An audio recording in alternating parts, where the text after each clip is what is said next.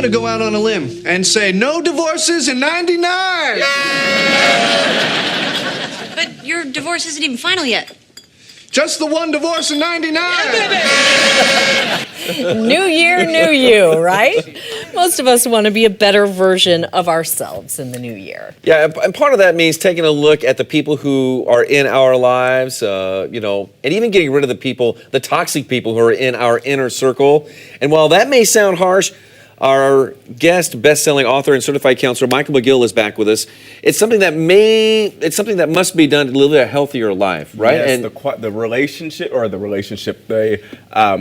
research is clear, Nick. The quality of our life really is contingent upon the quality of our relationships. So we should regularly, monthly, bi-monthly, weekly, every day, evaluate who you're with. Okay, so how do we evaluate? Do you make a list? What do you do? Really good question. So the first thing that I always recommend is first evaluate you, especially in the new year. If you find yourself about to cut somebody off or multiple people off, you should be evaluating, what have I contributed to the breakdown? More often than not, relationships end because someone has outgrown the other or my needs are no longer being met. So you have to evaluate, have I accommodated something too long? Have I been angry? Have I been passive aggressive? Have I been aggressive? How have I contributed to the breakdown? And then you decide if someone is toxic, I then need to find a way to get him out of my life. Yes, terminate. Hashtag termination. that is so different than what a lot of people, I believe, they automatically look at outside elements as opposed to turning inwardly about that. Yes. So look, we need to have a conversation about this. How do we approach that kind of? So it's all about using the muster of courage. Courage is a muscle. You push the courage of muscle, right? Or the courage muscle.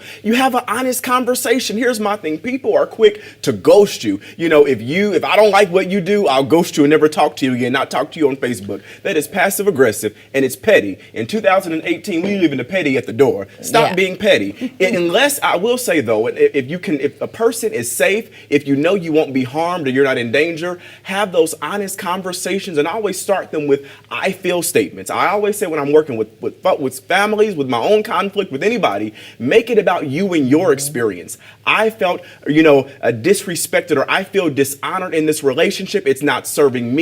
I really feel that I need more quality X, Y, and Z. Here's what I'm asking for moving forward, and we cannot continue this engagement. You got to be clear about, clean, clear, complete on what it is that you're dishonored with and how you want to move forward. Okay, so that's what we should include in the conversation. Yes. What should we not include in that conversation? Well, we should avoid those you statements, those attacks, those character assassinations. People immediately get defensive when you start attacking them. I can make it clear that I no longer want to be engaged with you, whether it's a real engagement or just an engagement, right? I can make that clear without attacking you. And then once you decide that you are no longer in relationship with them, you can make it clear to your peers and to colleagues, hey, I'm no longer engaged with them. However, I will not attack or assassinate their character. It's petty, it's passive aggressive, and it's time to grow up. And have an action plan as to how you want to move forward. Those are important things. So after the conversation with that toxic person, what's next? Well, at the end of the day, here's what I do believe.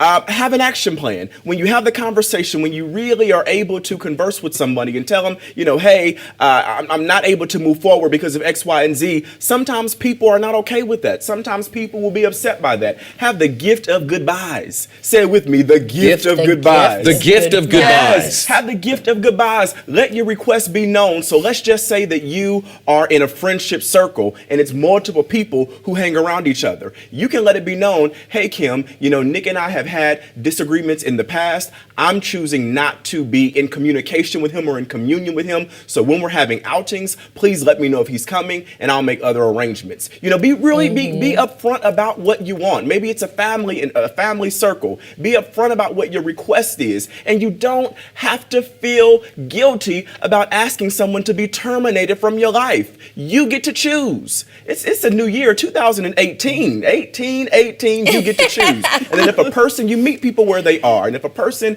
cannot serve you, if in relationships you are drained more than you are empowered, you are disavowed more than you are encouraged, then you have to make a choice. It's either them or you. And folks go, well, I don't want to hurt their feelings. Well, nobody ever died that I know of hurt feelings. And I'm not going to choose to honor you at the cost of dishonoring me.